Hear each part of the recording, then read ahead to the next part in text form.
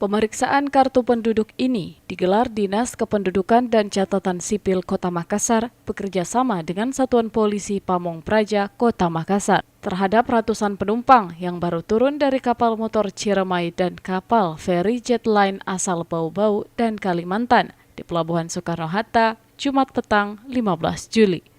Dalam pemeriksaan ini, petugas menemukan adanya penggunaan KTP palsu yang digunakan salah seorang penumpang asal Buton, Sulawesi Tenggara.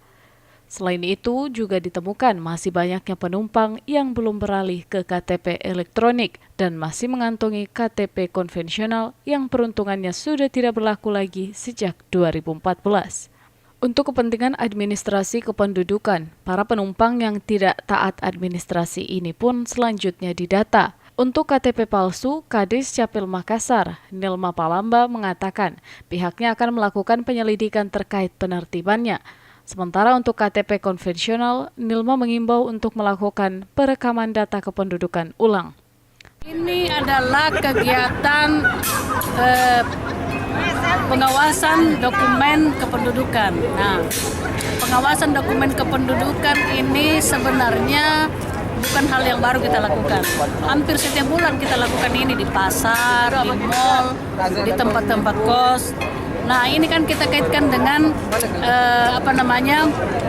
momen pasca Lebaran. Ya, kita ambil di sini dalam rangka melihat sampai sejauh mana sih arus urbanisasi yang masuk ke Makassar, ya. Sampai sejauh mana arus urbanisasi ke Makassar.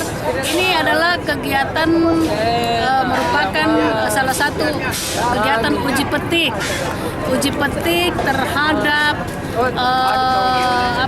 warga yang memanfaatkan momen pasca Lebaran masuk ke Kota Makassar. Kartu tanda penduduk merupakan syarat mutlak yang harus dimiliki oleh setiap warga negara.